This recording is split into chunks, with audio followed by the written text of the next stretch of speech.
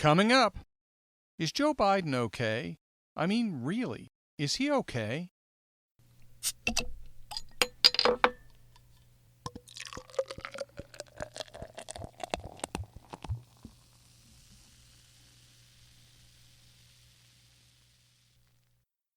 Welcome back to Political Spirits for episode 60. This is big. With 20 episode seasons, this is the end of season number 3. It's been a great ride. Thanks for sticking with me. We're looking forward to season 4. I'm your host, Franklin Rye. We still stand for the proposition that the left and the right should have a few drinks and talk. Compromise is not a requirement. If those discussions result in us changing or even abandoning our positions, that's fine. If they don't, that's fine too. We just need to talk to each other. In that way, we can unify through speech. And if the discussion becomes a bit heated, at the end of the night, we should still be able to split up the bar tab and be on our way. So what are we going to talk about this week? Well, one of the things we're going to do this week is look back over the last 59 episodes. I picked a few key moments from them, and I'll insert that section in the middle of the podcast. But we'll talk in traditional segments as well this week. And for the first one, let's talk about whether Joe Biden is all right. We've spoken previously about the fact that the news media keeps saying Joe Biden is falling in the polls. But the Real Clear Politics average of polls, which includes the major nationwide polling, doesn't show that. In fact, at the nationwide level, Joe Biden has increased his lead. However, as I discussed before, he is showing weakness in Iowa and New Hampshire, and the poor showing there might hurt his chances in other states. But that's not what I want to talk about this episode. I want to talk about whether Joe Biden is okay. Long ago, I talked about the fact that I went back and examined his speeches all the way back to 2008, and I determined that the deterioration of his speech, both in clarity and energy level, has been gradual. As I noted, in 2008, he exhibited a high level of energy and clear speech, but both have been falling gradually since then. That isn't particularly surprising. He is, after all, 76 years old. The fact that it has been gradual does seem to indicate that there wasn't some intervening event like a stroke, for example, that produced the current reduced level of clarity and energy. But I'm not talking about whether his speech is clearly enunciated. Is he making sense? Now, you've seen some snippets in the news lately about him mixing up his location. For example, he recently said on stage that he was in Ohio when in fact he was in Iowa. And he did the same thing a few months ago when he mixed up his location, but then between New Hampshire and Vermont. I don't really think that's a big deal. If it were, there'd be lots of rock stars and country music stars put in nursing homes because they couldn't figure out what city they were in for a concert. I used to travel a lot, but the trips were never weeks on end with different locations one after another. It has to be an incredibly difficult ordeal to run for president, and I don't think an occasional geographic mistake is cause for concern. The fact that he recently referenced the Paris Peace Accords, which ended the Vietnam War, when he presumably meant the Paris Climate Accords, okay, that's getting a bit more concerning. What really concerns me, though, is his nonsensical answers. Check out his debate response on YouTube where he references people, quote, clipping coupons in the stock market, close quote. What on earth does that mean? It's just one of many responses where he rambles and he doesn't make any sense. What's interesting about them is he's been a politician for so long that he maintains that confident, forceful attitude that comes with decades of power and decades of practice, but often he isn't making any sense while doing it. Occasionally you can watch the crowd behind him when he screws up like that while giving a stump speech, rather than at a debate where there's no crowd behind, and you can see it in their eyes. They're wondering what on earth is he talking about. But at the same time, they know they really don't want to register confusion while he's speaking, so they're sort of trying to cover it up. It's sort of like the emperor has no clothes. Nobody wants to be the one to acknowledge that Uncle Joe may have lost it. Speaking of lost, did you see the video of Joe Biden speaking in Iowa, where he apparently became confused about the location of his camera? He turns his back to the audience and starts talking for an extended period of time to the display screens behind him. I'm not joking. Apparently, though, a reader of the Gateway Pundit says that there were actually people on that side of the stage beyond the screens. But I don't quite see how anybody could be beyond the screens and see Biden and Biden see them. If there were people on that side who can't be seen in the video, then that explains Joe Biden's seemingly bizarre behavior. If there weren't, it's really concerning.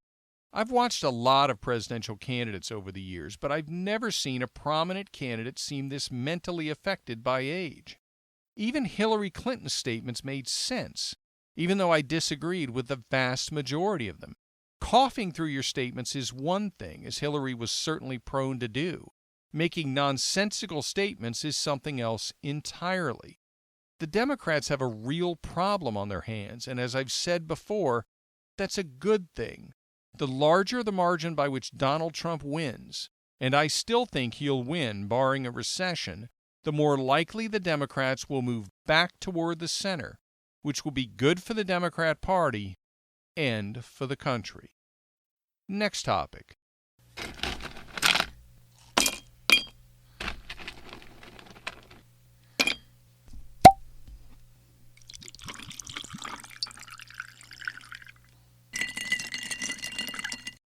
It's time for that retrospective, a celebration of some of the best moments from 3 seasons of Political Spirits, even going all the way back to episode number 1, Democracy Has a Self-Leveling Suspension. Why on earth would we ever want to turn the most successful country in the history of the planet into one whose society mimics the tribal divisions of a country such as Afghanistan, which has failed for hundreds of years to overcome its divisions and unify? Why, indeed. Likewise, everybody knows that if you import millions of illegal immigrants, who without doubt will be disproportionately likely to be low-skilled laborers, wages for low-skilled labor will fall, or at least stagnate. The market rules. Now, asking who's the most fake among a group of politicians is a bit like asking what is the most unhealthy item on the Taco Bell menu. From the moment that smile was deployed, every statement seemed like it was being directed by an advisor or team of advisors occupying the body of Dick Gephardt. You know what? Maybe he was actually one of the Arquillians from the movie Men in Black. If I had listened more closely, maybe he was actually saying, "The galaxy is on Orion's belt." You never know. Don Lemon actually asked his panelists the serious question whether Flight MH370 could have been swallowed by a black hole. Really? At that point, what's the difference between CNN and Alex Jones? Only that Alex Jones wouldn't have phrased it in the form of a question. I thought that we were over this when Rachel Dolezal, who claimed that she was black, even though she was so fair-skinned in her youth that she looked like an Irish waif in a Cranberries video. The companies that pulled their ads on specific shows or specific networks in response to objections to speech are connecting themselves with efforts to suppress speech. Instead of a beer and a burger topped with bacon and a single crispy onion ring, I just can't wait for America's leftist future, where I can gnaw on a steamed lentil and wheatgrass vegan burger on focaccia bread with the consistency of a barn door, all harvested by gender-fluid undocumented farm workers driving non-existent Tesla combines, and wash it down with a soy milk-infused chilled latte made from coffee beans grown on the plantation commune jointly owned by Nicolas Maduro and Bernie Sanders. Yum. So how many hate crime hoaxes am I talking about? Well, if you go to the website fakehatecrimes.org, they list what appears to be 349. Specifically, he said that wearing a MAGA hat is equivalent to wearing a swastika. That's a statement of such jaw-dropping historical ignorance that it's hard to comprehend how anybody could reach that conclusion. It's discouraging that any American would harbor that belief. What makes it even more discouraging is that this individual is more than 30 years old and has a college degree. Now think about Bernie Sanders' love affair with the communist strongmen in that context. Think about him choosing to live in a kibbutz which celebrated Stalin, a communist mass murderer. Think about his refusal to label Venezuelan strongman Nicolas Maduro a dictator. Think about his praise of Fidel Castro and Nicaraguan authoritarian Daniel Ortega.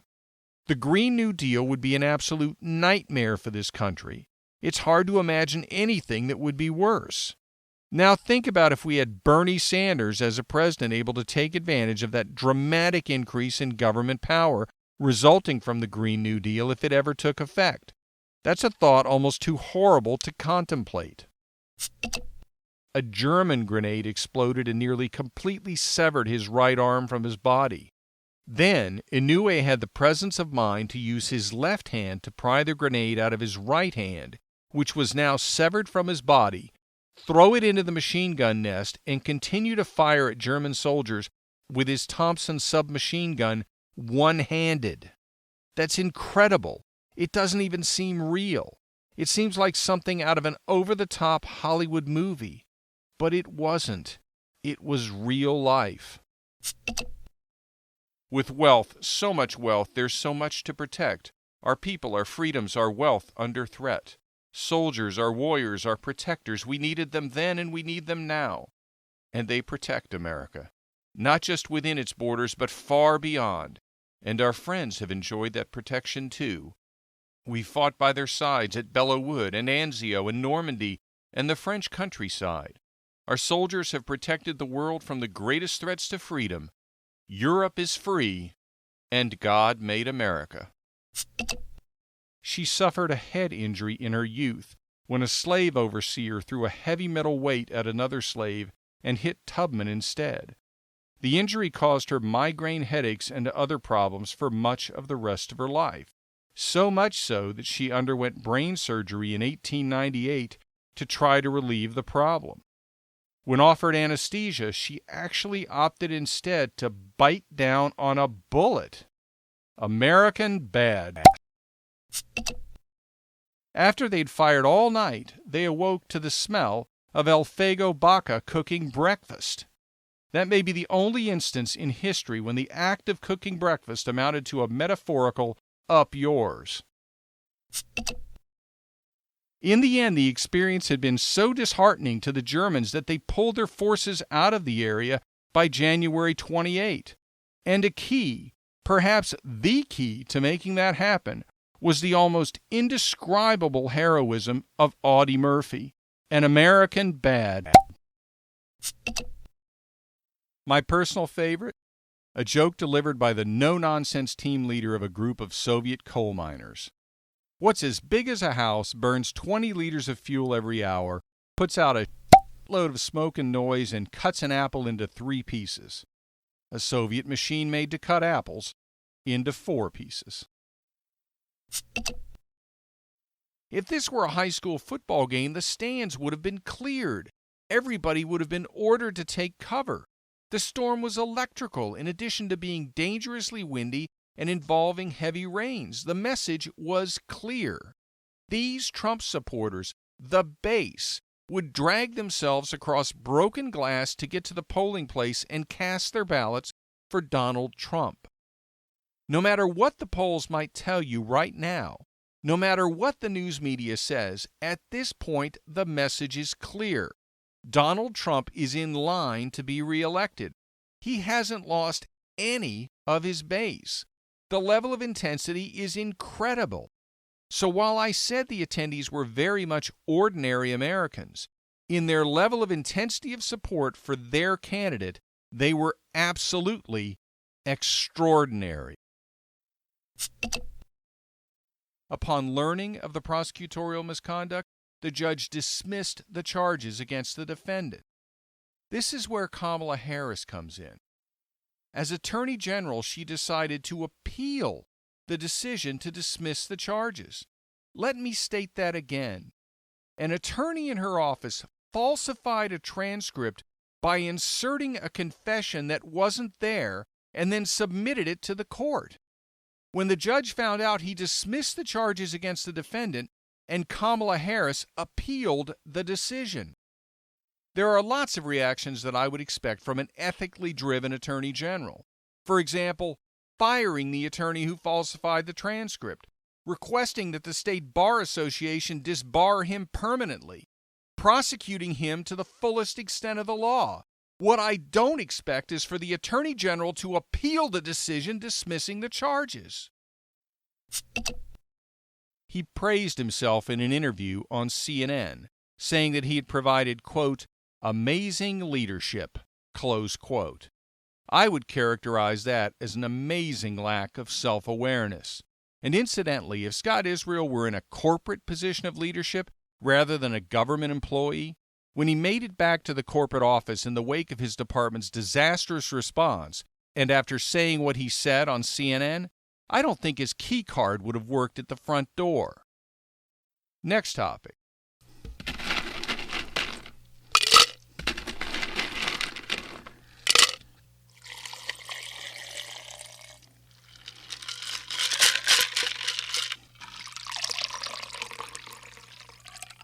New York Times sits on info adverse to Warren campaign.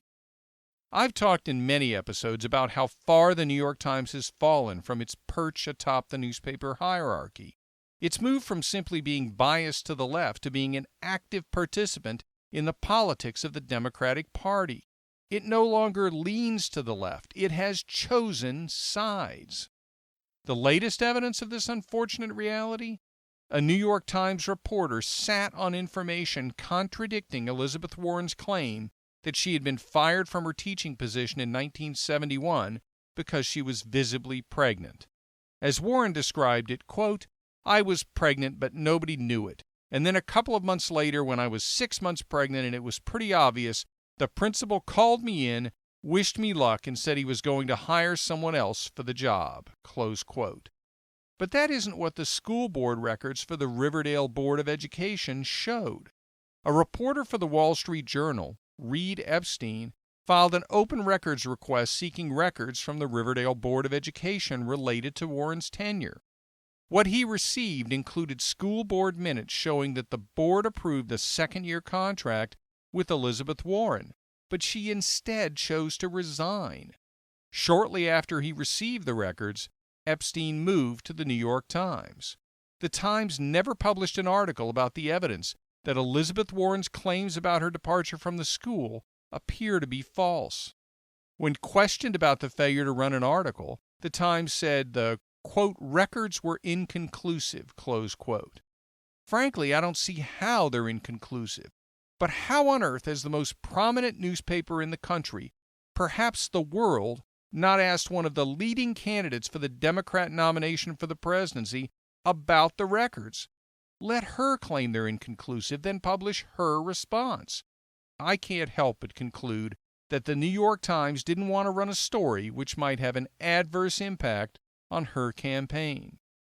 Incidentally, months after Epstein received those records, a journalist working for Jacobin magazine obtained records regarding an interview Elizabeth Warren did at UC Berkeley in 2007, in which she said that she left that teaching job of her own accord because she wanted to care for her baby. That, of course, matches up perfectly with the school board records that show that she resigned on her own. Go to National Review, October 31, and an article by Jack Crow and Tobias Hohnhut for more details. Do I think it's shocking that a political candidate apparently lied about an event in her background for political advantage? No. Unfortunately, it's nearly par for the course among politicians. But when you're Elizabeth Warren, who falsely claimed for years to be a Native American and benefited from that status, it is incredibly newsworthy. Unfortunately, the New York Times refusing to run this story is also par for the course. For me, putting out a weekly podcast episode bringing the truth to you is par for the course. I'll be back next week. Hopefully you'll join me for an engaging round. In the interim, be sure to tell your friends about Political Spirits and like the podcast on Facebook at Political Spirits. And follow me and the podcast on Twitter at Franklin Rye. And remember, all episodes are now on YouTube as well, and the YouTube channel is named Political Spirits Network. This is Franklin Rye. Thank you for listening.